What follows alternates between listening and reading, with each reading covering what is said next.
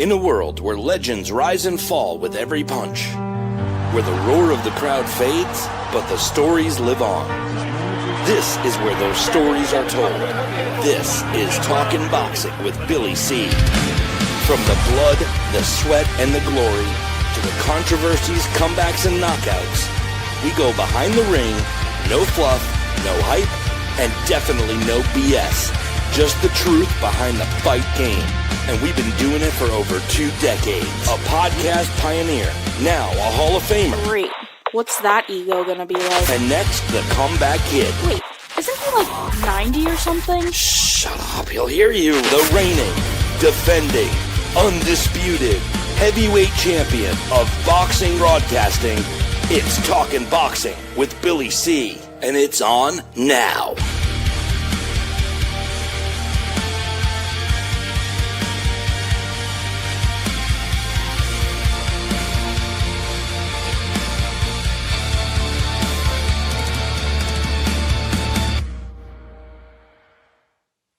And we're coming to you live from the Billy C Studios in Lake George, New York. I'm Bill Calogero, and it's time for the Billy C Show. Good morning, good day, good evening. Whenever you're watching, whenever you're listening, I hope you're doing okay. Today's show is being brought to us in part by, of course, my book, Tom Molyneux, From Bondage to Baddest Man on the Planet, is available right now where all good books are sold. You can get a copy of that book right now while you're watching or listening to this very show. Just go to Amazon.com and check it out. You could also go to BillyCBoxing.com. The publisher did have a special going on. I don't know if it's still going on, but check it out over there too. Hey, busy show again today, like every week. I'll be giving you my thoughts on the latest concerning the scheduled Floyd Mayweather versus Manny Pacquiao rematch that, quite honestly, I don't know how many people were dying to watch it anyway, but there's been a change, I guess. But we'll talk about that in a little bit. I got some boxing news and rumors to talk about. I got a great email from a listener that I'll read, and you guys can ponder that. I'll be breaking down a couple of fights scheduled for this weekend. We got another great guest scheduled to come on a little bit later. I've told you guys that, in my opinion, there are 2 top referees in the sport of boxing. We've already had the first one on the show, and that was Harvey Dock.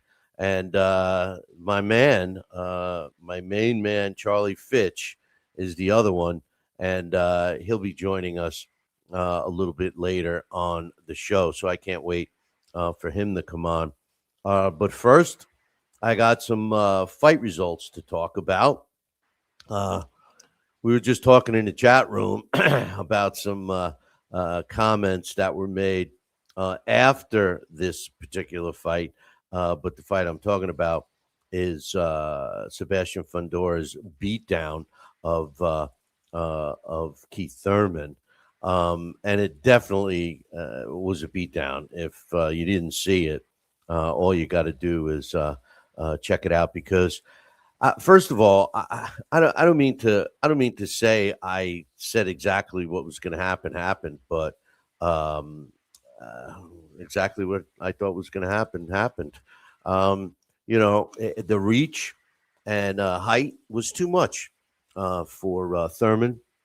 His only chance was to get inside, and the biggest thing here is we know that in the past Fundora has been beaten. He lost. He got knocked out cold by a shorter fighter and everything else. But since that fight, and one of the points that I made last week was that Fundora has learned to utilize his reach and height, and he does it with convincing power. And I think that the fight against Thurman, now granted, Thurman was nothing, no young chick, no spring chicken, no young buck in the ring, but he still tried his hardest. One thing I'm going to give credit for to Thurman, and he's not one of my favorite fighters, but a little too tough for his own good. I don't know if you caught it, but on the broadcast, when the referee stopped the fight, Thurman was arguing with him, going, "Come on, let me continue. I'm tough. I'm tough." it was beyond that. His face looked like a double cheeseburger. I mean, he was beaten up pretty bad, in my opinion. But nonetheless, Fedora retained his title. He improves to 24 wins, 1 loss, 1 draw, with 16 of his wins coming by knockout. And Thurman drops to 31-2.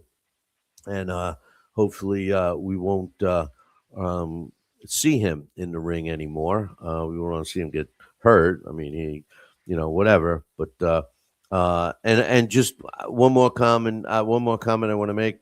I don't know about you guys, but Mario Ronaldo is the worst. I just can't watch an event with him on it. And by the way, I'm going to be honest with everybody right now. I did not pay to pay for that pay-per-view. I watched it the next day. PBC, I can't stand it. But anyway, in the co-main event, junior middleweight Ioannis Telaz won his fight against Brian Mendoza. And the way the judges scored out were 98-92, and 2 of them had it 97-93. He improves to 12-1 with 8 knockouts. Brian Mendoza drops to 23-5 with 17 of his knockouts. And Mendoza is the cat who knocked out Sebastian Fundora when Fundora got knocked out. So that's my whole point, to back up what I was saying about Fundora really improving, in my opinion.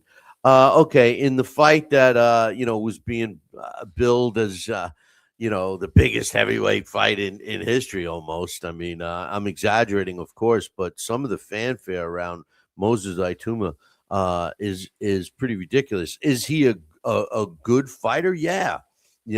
Is he a huge bright spot in the sport of boxing? Yeah, I think he is. Is he there now? No, he's not. I mean, look, he has 2 big wins on his resume. He's an exciting fighter. There's no doubt that the cat possesses power, and he's smart. He's a good fighter. But he has fought Dillian White, who he blew out in 1 round, and many people think that that fight smelled a little fishy. And then his fight against Franklin, which was a devastating knockout. I mean, you give him credit for knocking out a guy that's never been knocked out, but there's a guy that his 2 losses were against 2 good people. All his wins were against. Anyway, I'm looking forward to seeing Aituma again.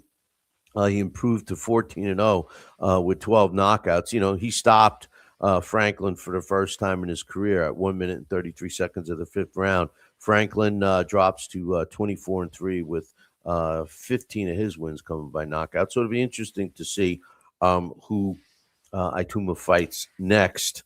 There was some coach is saying he's only 21. Yeah, I want to try. Yeah, here's a new feature for you, Coach. Yeah, there's Coach. He's only 21. We get to put that on the screen. So now when Coach comes up with all these funky questions for guests, I'll be able to put them right up on the screen for them. But over in England, as you guys would know, I was watching that. Some great fights, man, especially in the middleweight division. We were talking about the middleweight division last week, and there were some great fights this past week. We were talking about the middleweight division the prior week, and this past week, some more middleweights to keep an eye on. Jerome Warburton upsets the favorite, Nathan Heaney, who, when you talk about these middleweights running that circuit, so to speak, they all fight each other. That's what I love about it, and I'll tell you about that in a second. It was the co-main event. Warburton won by the scores of 98-92, and 2 of the judges had it 97-93. He improves to 17 wins, 2 losses, 2 draws, with 2 of his wins coming by knockout. And Heaney dropped his second of his career. He's 19-2-1 now with 6 knockouts. Warburton started off a little slow in this fight, but then really came on and outboxed Heaney to win the fight. Uh, Paul Brad Pauls. Hey, Brad Pauls. Again, all these guys have fought each other all the time. It took care of Thompson, and he was supposed to be the B side of this fight. And Shaquille Thompson, was a big dude, muscular. Started out, with the jab, going for the power. But Brad Pauls, what a tough kid. I really enjoyed watching this fight, and he toppled the giant to win some middleweight title. I'm not. I'm just sick of it calling all these titles. There's so many. I'll talk about the world titles, but all these other international and super beans and papa people poopers. We're not. But the fight was waved off, and Paul stuns Thompson with a stoppage, and Thompson was kind of in control of this fight. Pauls was being tough and being a guy that just kept coming forward. And finally, he landed a couple of power shots and put Thompson in trouble in this fight. And he ends up winning when the fight was stopped at 1:30 of the ninth round. He improves to 21 wins, 2 losses, and a draw. And Thompson loses for the first time at 15-1 now, with 11 of his wins coming by knockout. And I'll tell you, just remember that name, Brad Pauls, because you'll probably see him popping up to fight somebody for some belt because he's in that ballpark now that he won that title this past weekend. And how about Willie Hutchinson? What a character this guy is. He goes in there and he's taking on Ezra Taylor, who was the favorite in the fight and an up-and-coming fighter in the light heavyweight division. And what happens? Willie Hutchinson wins the fight. I think he stole the fight, but he convincingly stole the fight. 99-91, 98-92 twice. Hutchinson now 20 wins, 2 losses, 14 of his wins coming by knockout. And Taylor drops his first fight. He's now 13-1 with 9 knockouts. And, they're talking to Hutchinson before and after this fight. And he said he's going to prove that he's the best light heavyweight in the world. And we'll see what happens, So, there was one other fight I wanted to talk about. Two more fights I wanted to talk about, but one more card. And that is, we had both of these fighters, the main and co-main event. And I just want to give a shout out. You guys know that I love Amelia Moore. She improved to 4-0 with one of her wins coming by knockout when she won the NABF lightweight championship with a win over Bonnie Hunter. She dominated the fight 80-72 twice and 80-71 once. So congratulations to Ms. Moore. And the main event, we had the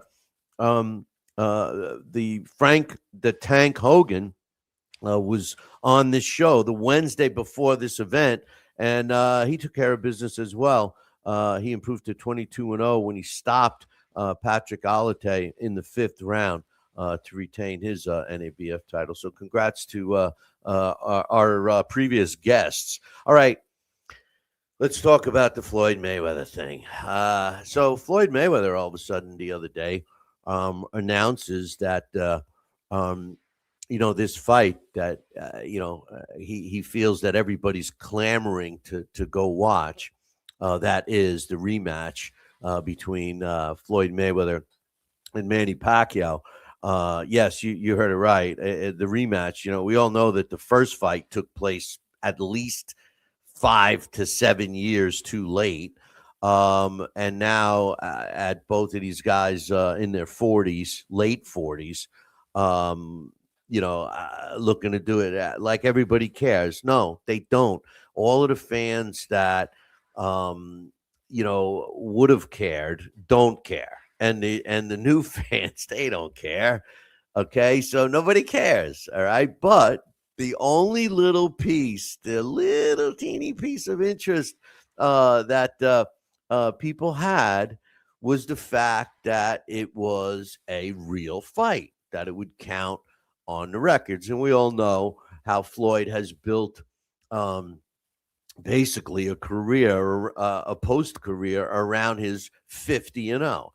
And just as a reminder, boys and girls, the 50 and 0 was the whole point of 50 and 0 was for heavyweights because no heavyweight has passed 49 and 0 at all. All right. There has never been a heavyweight that won 49 fights or more than 49 fights without losing. And that, of course, was Rocky Marciano. And, Larry Holmes came close to it. I mean, it was significant for the heavyweight division. But Floyd Mayweather seemed to think that he was going to take that he won 50 fights and not losing. So he retires at 50, that this was this big thing. Well, a lot of fighters made it to 50 and 0. The difference is Floyd quit before he lost, which was a smart move. Okay. It was a smart move. But it is what it is. But Floyd still thinks that he runs the show. So although they announced that the fight was going to be, a counting fight, a sanctioned fight, Mayweather comes out late last week and he said, as of now, we don't know exactly where the fight was going to be at. We don't know the location. They're talking about doing it in Vegas, but we don't know 100%. And then he says, and this isn't actually a real fight. It's just an exhibition because he was asked when the fight was going to be. And, he says in an exhibition, we're both winners. He says, so this isn't, going to count. He says, I mean, we just want to go out there and entertain the people and put on a good show. Okay. Listen, if you don't think that this is clearly an indication that Floyd Mayweather, is afraid to lose his O at all costs. Now, the agreement, according to Team Pacquiao, was that it was going to be a real fight. And that was what Manny wanted. So it's going to be interesting to see. The whole real truth behind all of this is simple. Floyd needs money.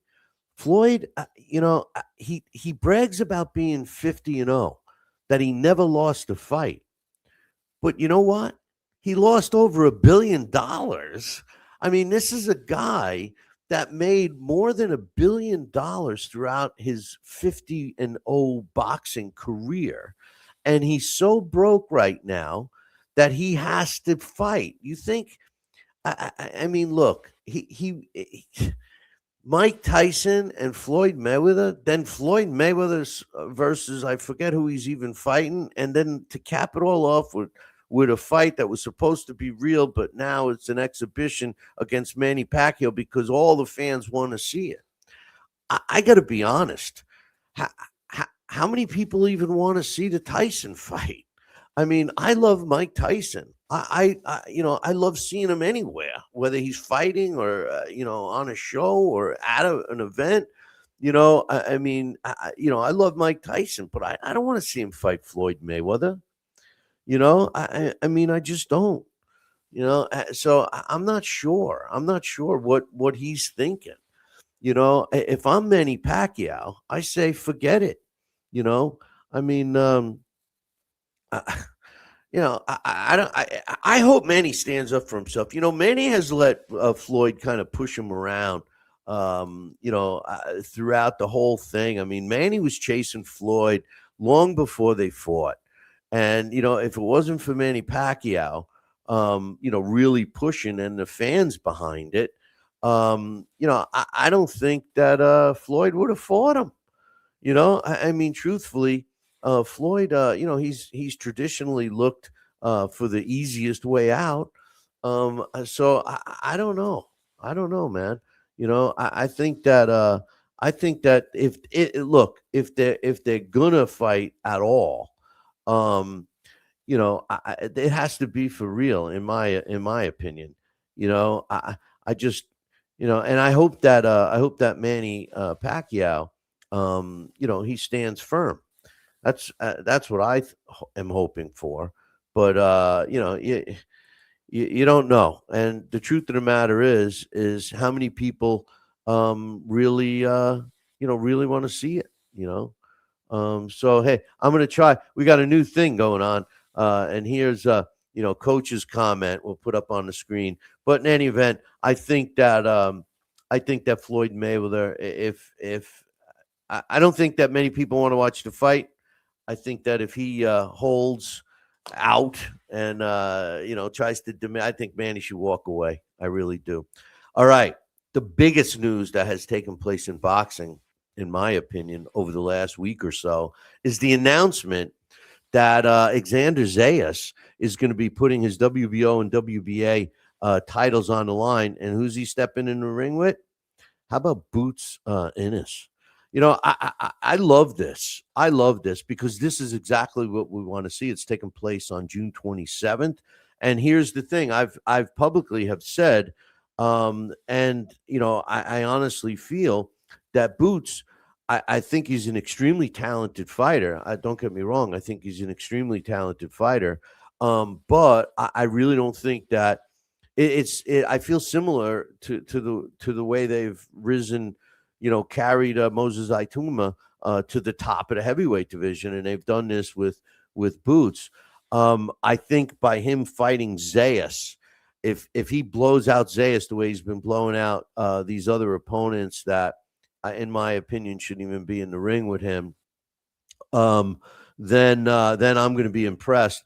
And kudos to Xander Zayas for taking the fight, for doing the fight. I love this. This is the way it should be, in my opinion. You got a 35-0 with 31 knockouts fighter in Boots. And then Zayas is undefeated too, 23-0 with 13 knockouts. And you know what the best part of this is, in my opinion? It's gonna be on DAZN, so everybody will see it. But it was just announced that Bob Arum signed a deal. They've all signed deals with DAZN, but it was just announced that Bob Arum signed a deal, and that's who Zayas is with. They've been with him for his whole career, or at least since he's been a teenager. And they signed a deal with DAZN. Next thing you know, Matchroom says, yeah, we'll Boots will fight him. I like that. I think that that's the way it should be. Young fighters fighting each other. I mean, geez, what's better than that in boxing? So Zayas and Boots, yeah, I'm gonna be loving this when they get it. And where's it going to be taking place? It's going to be taking place in Brooklyn, and in New York. It's hard to do fights in New York as a promoter. It really is.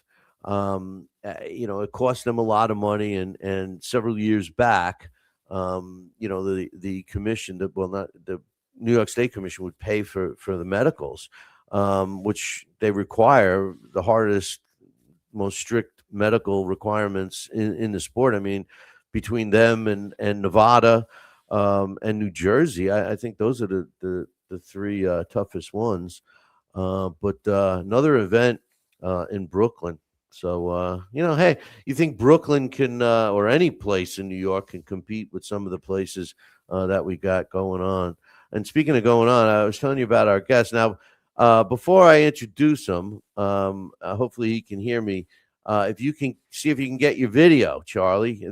I'm not seeing your video on. I see you there, but I don't see your video. So you might have it shut off. So see if you can get your video. Otherwise, we'll just get you on audio. But I was telling you guys about my who I'm talking about right now. We'll see if he can. Can you hear us, Charlie? Yes, I can hear you. Can you hear me? Yeah, I hear you fine. We don't have a video, but yeah, I'm trying to figure out how to get the video to work. All right. Well, if you play with that, and but we can hear you, and we got Charlie Fitch on. I was telling you guys about, in my opinion, the two top referees. We had the first one on previously, and that's Harvey Dock, and my man Charlie joins us now. Charlie, how you doing, brother? Good. Aside from trying to get your video to work. Yeah. I don't know why it's not working. Don't worry about it. Okay. But so what's going on? Um, not much. Let's see. I was at a memorial service for Don Simpkin. Last night. He was one of my boxing coach when I was younger, and he just great. Just can't say enough good things about Don Simpkin. Um, Yeah, which he was definitely a loss. And it just seems like we're losing a lot of the old time guys, and it makes me a little nervous, to be honest with you, Charlie. But because I'm not that far behind. But first time I met you was I can't believe 15 years ago in 2011 in Hamburg, New York.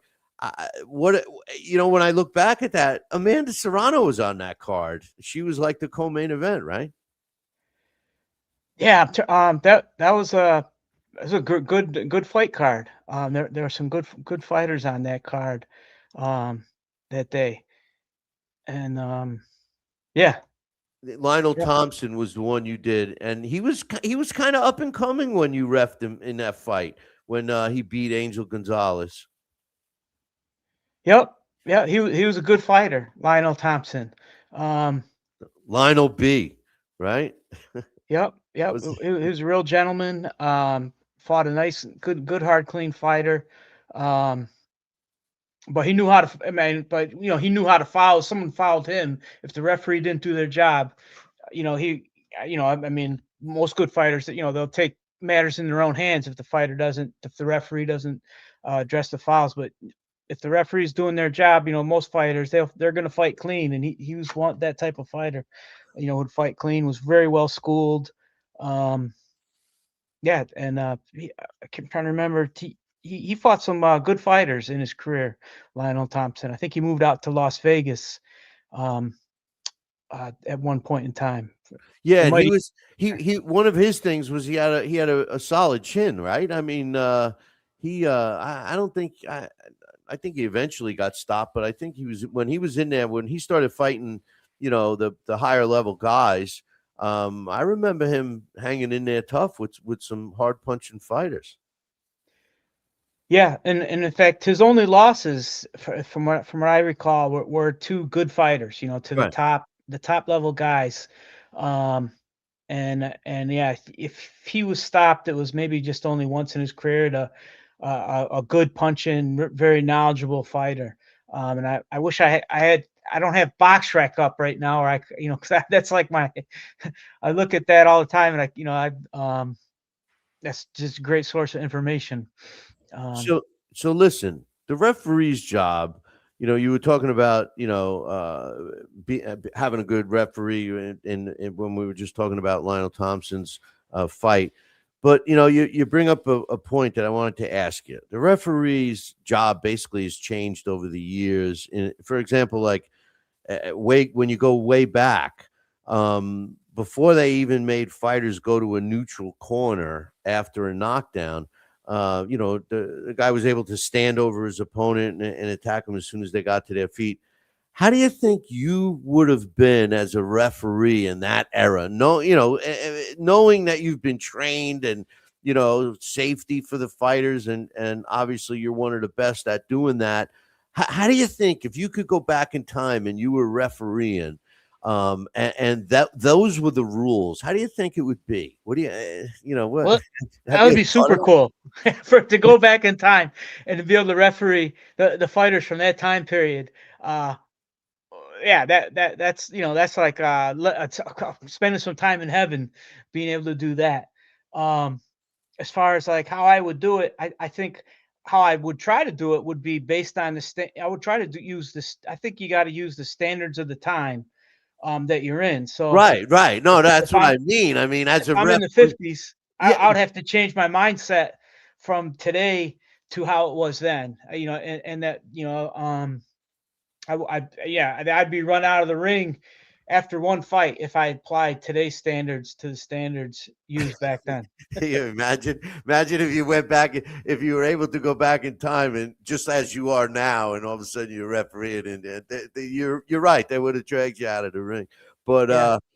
you know, it's you know, with that thought, right? I mean, how good do you think that the referees' safety protocols have changed? I mean, we're talking about that and laughing, but really it wasn't that long ago. So we fast forward to today, and you guys got to take a lot of safety precautions. Tell us about that. Yep. Yep. Safety is definitely something I think that's talked a lot more about now than it's been in previous decades. And there's this continuing advance, continuing to come up with new safety things. But I think we also got to be careful that we don't go too far.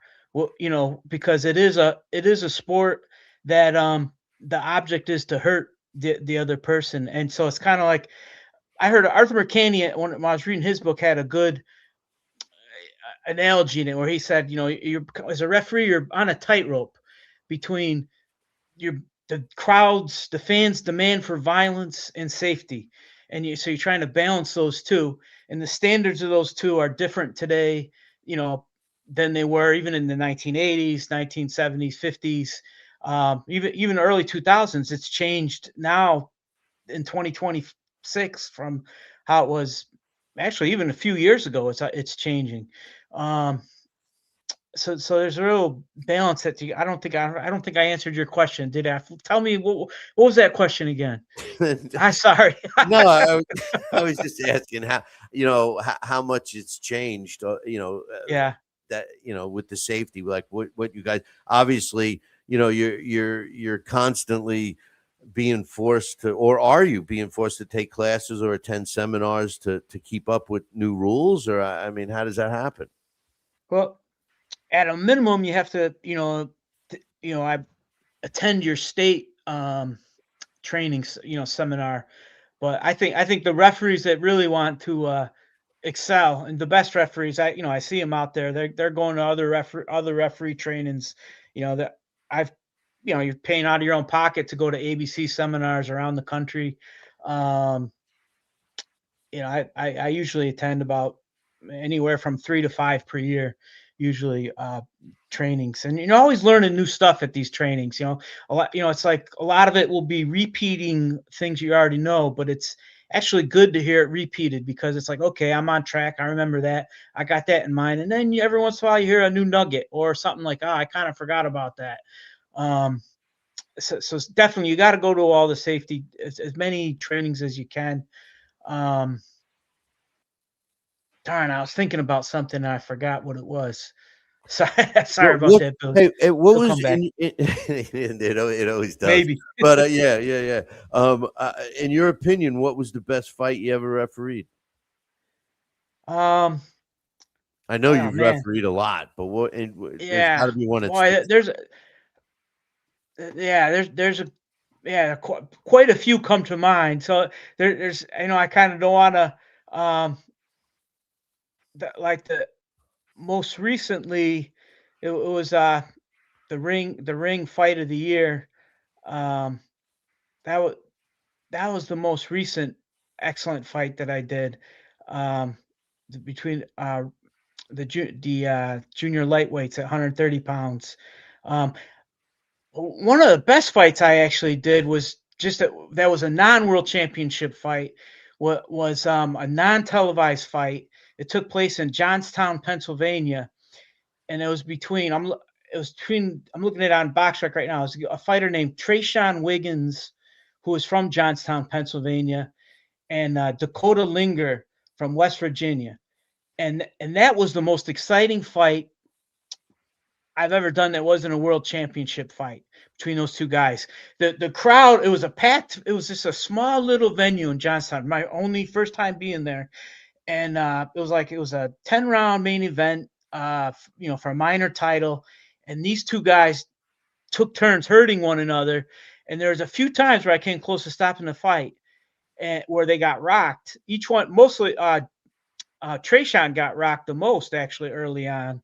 And the fight finally ended, I think maybe around round 6 or so, with Trayshawn landing a one-punch knockout.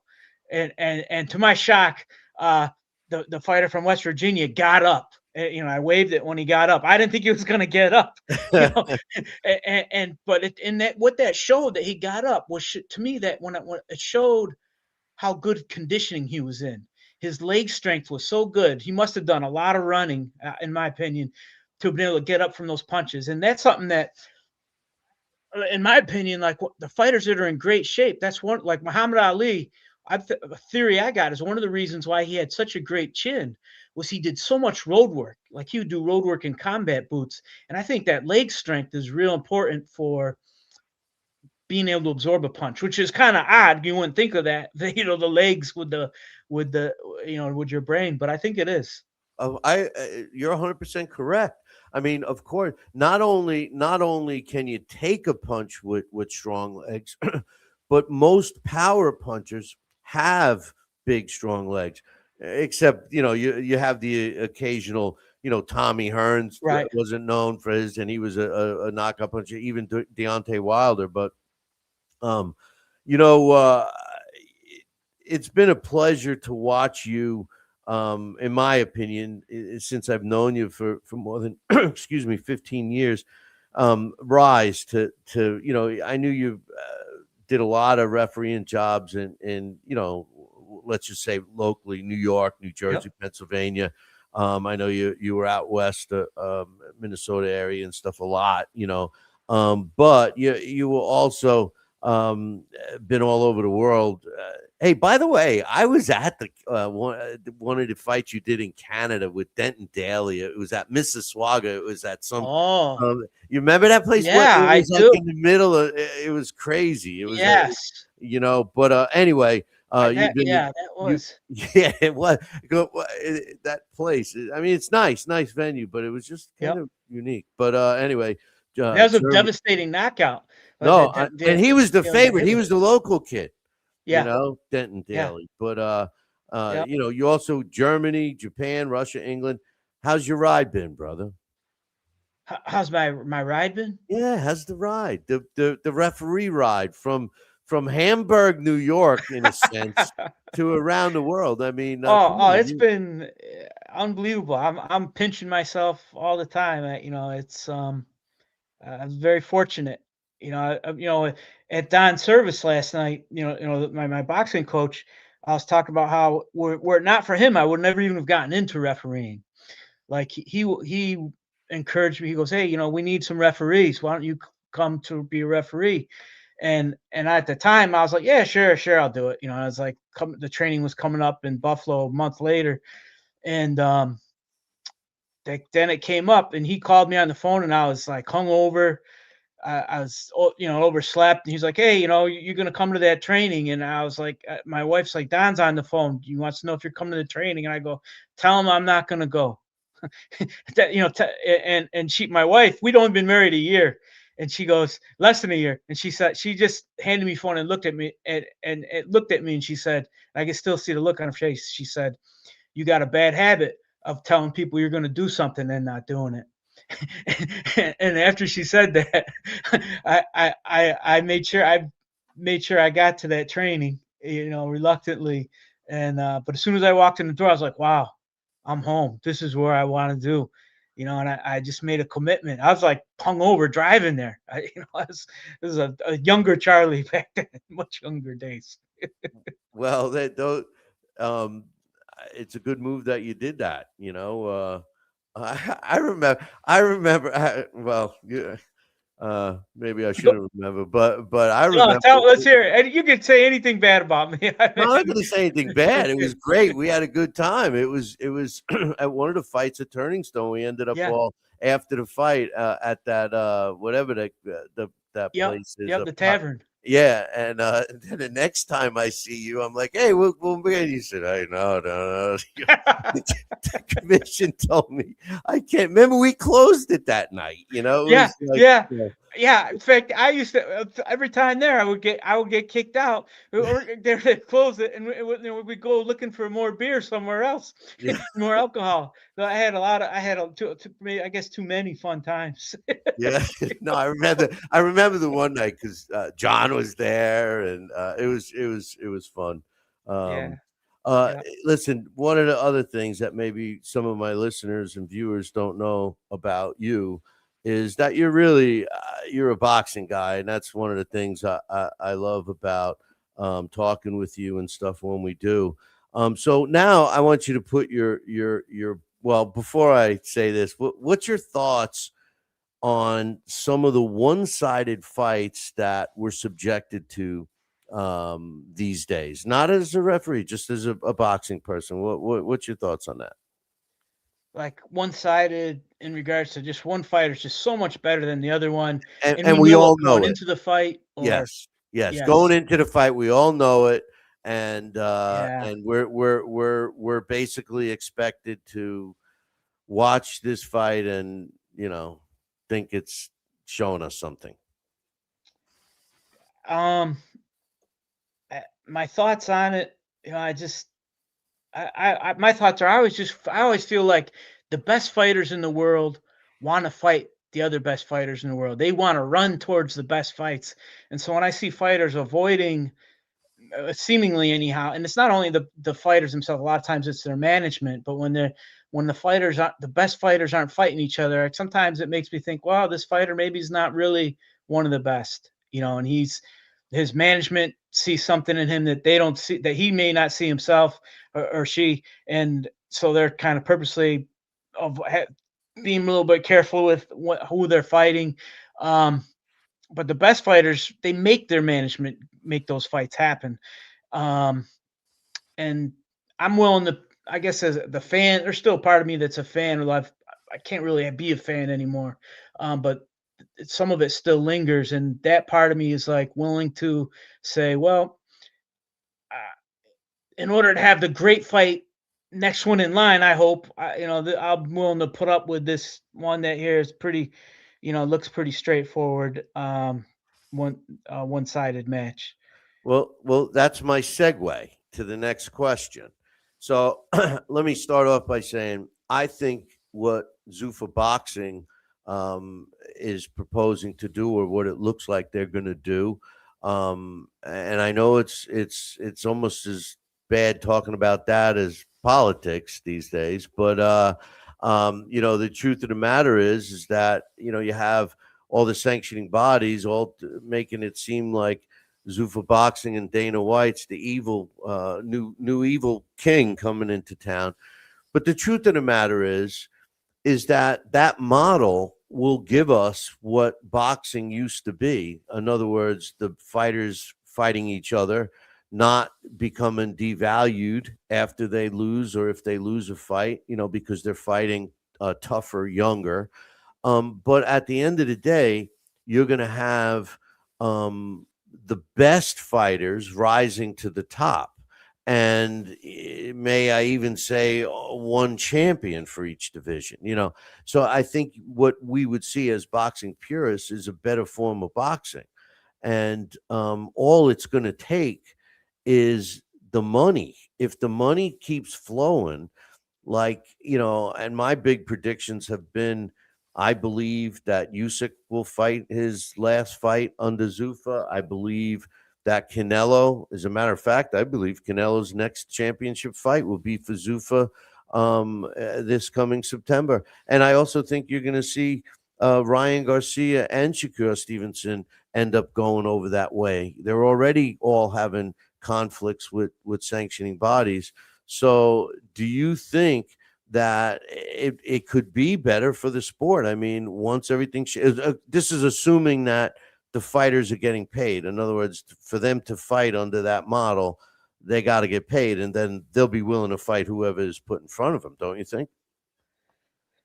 Yeah, I'm all for the best fighters fighting each other. That's what I'd like to see happen, is the best fighters fight each other. And I kind of always viewed it, the ring champion as the true world champion. But I also respect. I do respect the sanctioning bodies because it gives the fighters opportunities to fight for belts. And so I kind of see it as well, like if I was in charge of the sanctioning body, I want to have the best fighter be my champion, and I would want them to be seen as the true world champion. So I want to see them fight the other champions and prove that we got the best. And if we don't have the best, then okay, then the guy that beat our champion is now our champion. So now we got the best. But I guess I'm not real familiar with Zuffa, so I don't if they're going to make the great fights happen, then that's awesome. Well, the thing is, it's interesting the way you just said about the sanctioning bodies, which to tell you the truth, that mindset could have worked. They're actually doing that as of late because they've had a pact about unification fights and stuff. So you're right about that. But what Zuffa's doing is basically eliminating. They're not going to recognize any of those sanctioning bodies. So fighters that fight under that, like what they just did to your cruiserweight Jay Apatea, the IBF flexed their muscle and stripped them because he fought for a Zuffa title. And now it's going to be interesting to see what happens if fighters like top fighters come and fight. I think McKillian should go and fight him.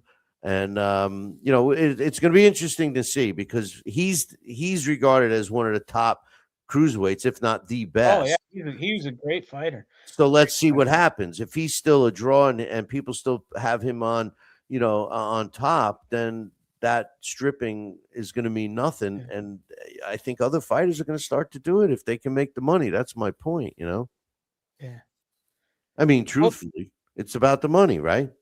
it yeah, the money is definitely important for the fighters, real important. But I think like the greatest fighters, they got a lot of pride. Like you mentioned Canelo, he didn't run for he took on everybody.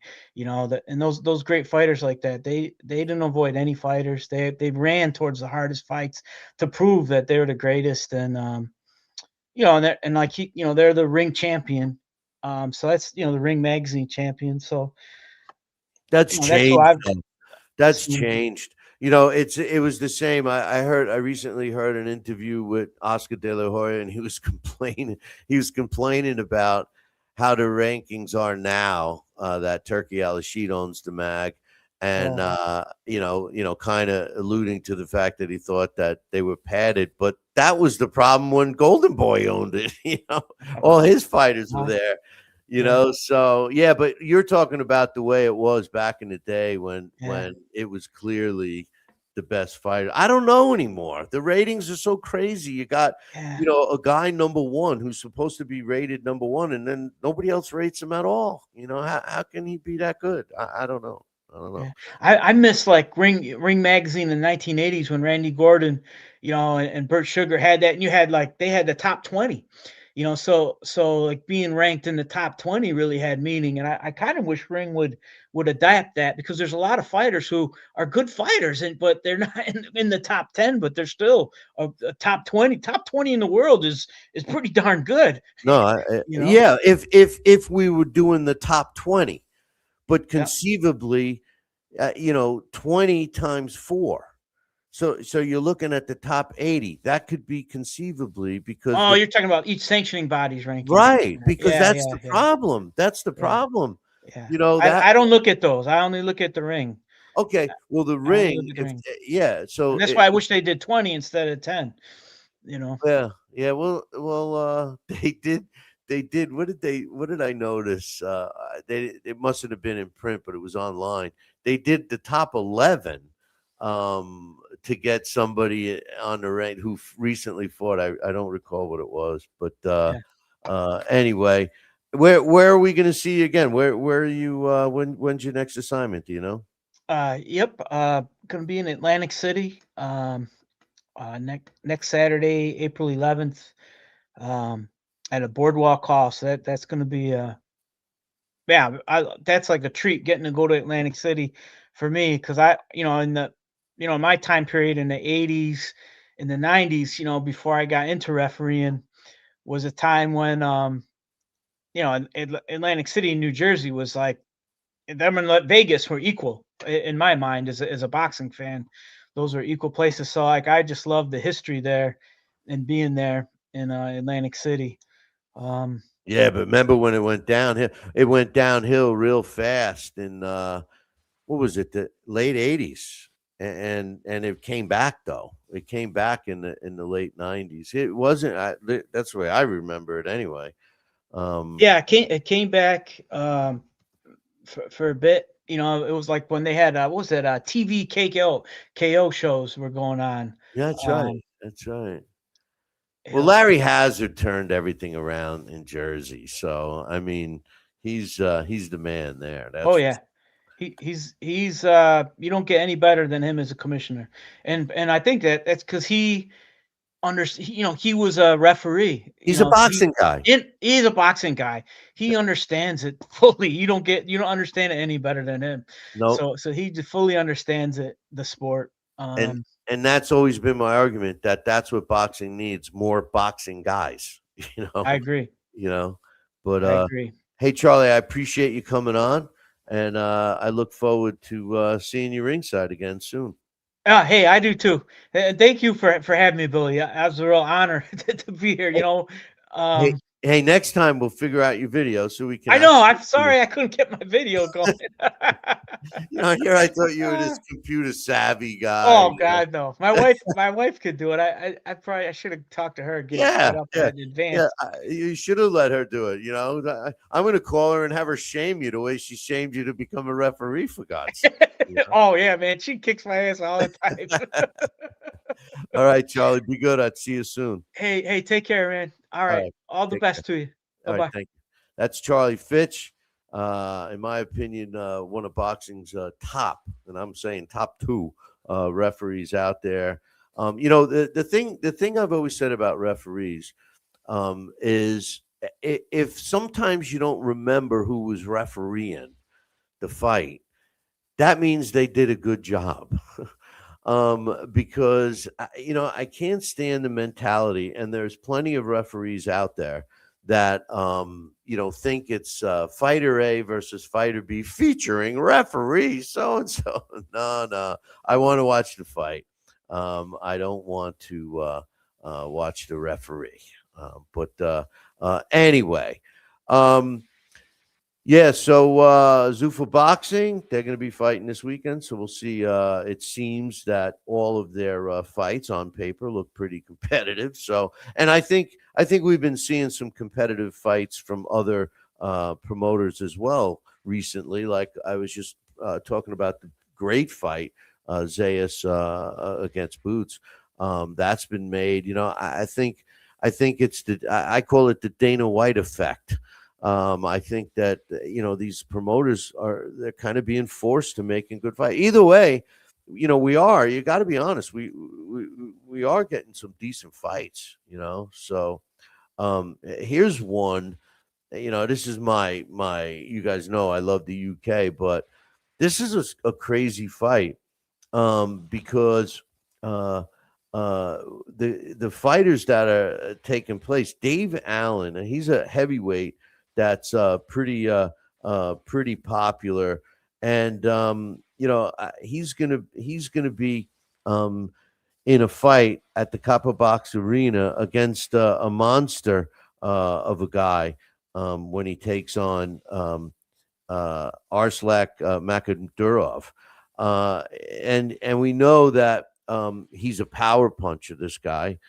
And David Allen is a heavyweight that you look at and you wonder how he's going to do. And when he's on, he's on. It's going to be an interesting fight. So we'll see what happens with that. It's taking place in Doncaster. They announced the fight date between Sam Eggington and Walker, Cohan Walker. That fight is taking place on May 2nd, and it's going to be on the zone. So May 2nd for the Walker Eggington fight. And speaking of fights, we got some fights scheduled for this weekend, and I'm going to break down a couple of them. First and foremost, we have a middleweight clash, and you guys know how much I am digging the middleweights. This one's going to take place with Endry Savdira, and Denzel Bentley. I'm saying his name wrong. Saver, is it Endry? I know that I can't pronounce it. Endry is a once beaten fighter, 17-1 with 14 of his wins coming by knockout. His only loss came at the hands of Untundi William. It was a 10-round unanimous decision loss in October of 22, and his draw was against Caesar Tapia on in 2024. It was a majority draw. He's never been stopped. The computer ranks him at number 29. He's not ranked anywhere, WBC, WBO, IBF, WBA ring, ESPN, but the top 100 computer, which I happen to like, has got him at number 33. He's 34 years old. He's going to be 3 years older than his opponent. He's 5'10" and a half, roughly the same as his opponent, 74-inch reach. His best 3 wins in his career was a second-round stoppage over Roger Guerrero in 2023, who was 17-4-1 at the time. He had an 8th-round stoppage over Isaac Hardman, who was 15-2. That took place in 2024. And an 8th-round stoppage over Mikkel Nielsen in last year, and he was 13-2. So those are his best wins. He steps in with Denzel Bentley, who's got a record of 21 wins and 3 losses, 17 of his wins coming by knockout. His 3 losses, well, he was stopped by Felix Cash in April of 2021. He went 12 rounds and lost against Zanabak Alim Hanalevi in November of 2022, and he lost a real close majority decision to Nathan Heaney, who we were talking about earlier, by the way, in November of 2023. His last fight was 15 months ago, so nobody has him ranked except the WBO. They have him ranked at number 1. He's 31 years old. He's got almost 81% knockout ratio. He's about the same at 5'11" height wise. Fights out of London. He's a former world title challenger. His best wins, he stopped Marcus Morrison in 2022. He stopped Kieran Smith in 2023. He stopped Derek Oze in 2024. And his last fight was a 12-round decision over Brad Pauls, who I just was talking about earlier, who I thought was he's going to be in the mix. I mean, like, him fighting Bentley in this fight would have been a good fight. Anyway, this fight between Endry and Bentley is for the WBO interim belt. How do I see it going? I know Endry's a tough fighter. And he too is a knockout puncher. I just think that Denzel Bentley will take this fight. He's a better fighter, and he's had more fights. I think his experience level is there, and he's fought better competition. Denzel Bentley over Endry, and I can't pronounce his last name. Now the other fight I'm going to talk about is Derek Chisora going up against Deontay Wilder. You got to ask yourself, why? Well, the reason is because Derek Chisora just wants to fight in his 50th pro fight. And Deontay Wilder is trying to get yet one more shot at a title. And if he wins this fight, you watch, he will get a shot at a title. Deontay Wilder brings power. I mean, let's face it, he's a one-trick pony. He's got a powerful right hand. He has nothing else. He can't move. He should be able to jab, but he doesn't. He throws punches from crazy angles, which kind of works for him. But he's a stumbling, bumbling guy in there. Very awkward. His chin is very suspect. He's been knocked out several times. And he does. When I say suspect, that's probably not that fair, because he's stayed on his feet. Now, whether he's conscious or not is a whole nother story. But he's going to have 5-inch height advantage and a 9-inch reach advantage over Derek Chisora. Of course, he's a former world champion. The computer currently ranks him at number 43, which to me makes sense. But the WBC has him at number 12. He's not rated anywhere else except the top 100, which surprisingly has him ranked higher than the computer, the BoxRec computer at 26. He is a knockout puncher, 98% knockout ratio. His biggest wins were really, and when you look at his resume, his biggest wins throughout his career was against the same guy. His 2 wins over Luis Ortiz, the first one in 2018 and the second one in 2019. Those were his biggest wins against a 74-year-old fighter. All the top fighters beat him, Zhang and Parker, and of course, Fury. The thing about the Fury fights, he got to fight Fury 3 times, 3 times. And he got paid well all 3 times. And in my opinion, he lost all 3 times. I mean, that draw, he did not win.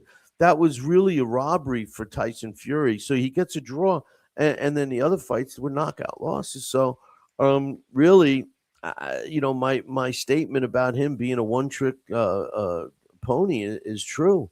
Now he steps in the ring with Derek Chisora. Derek Chisora just wants to fight his 50th fight. He's got a record of 36 wins, 13 losses. He was stopped 4 times.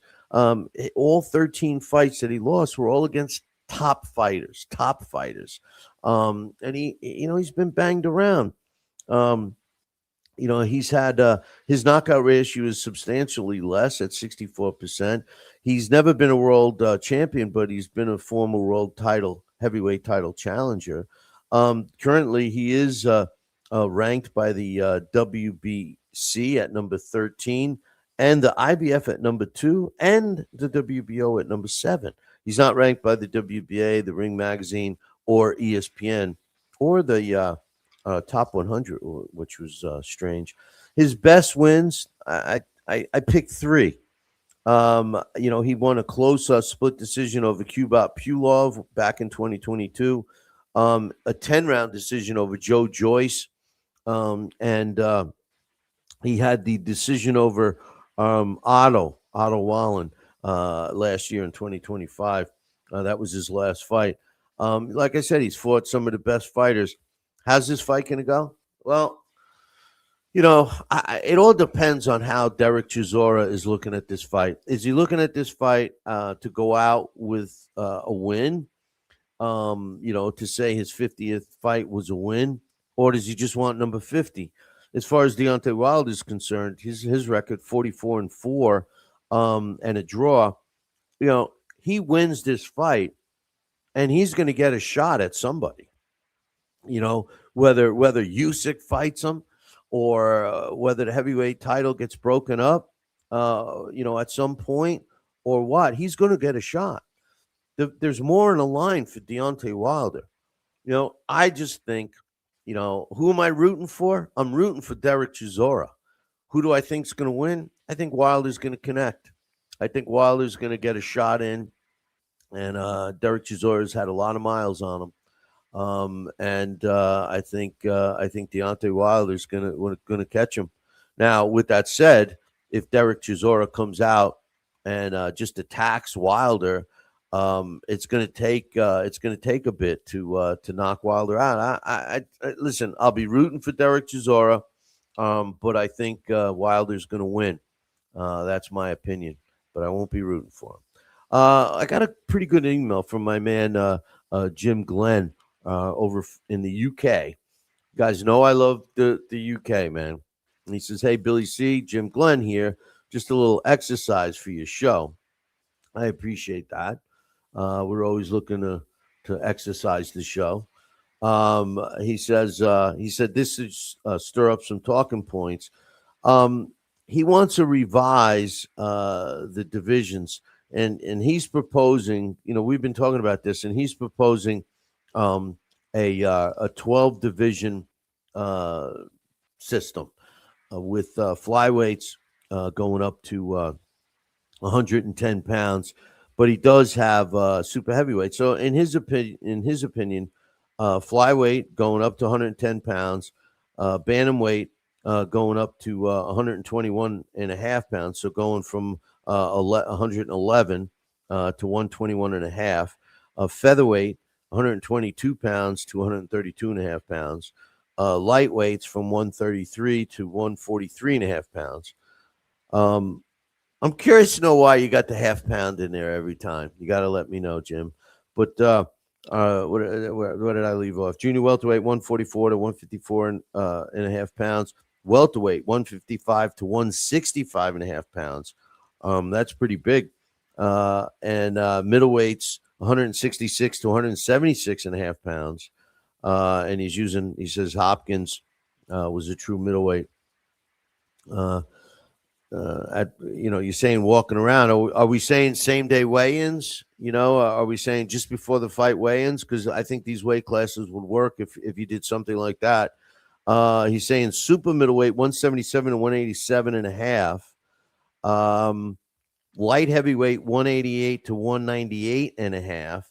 Cruiserweight 199 to 209. Heavyweight 210 to 2 and a quarter. And super heavyweight over 225 pounds. Interesting. I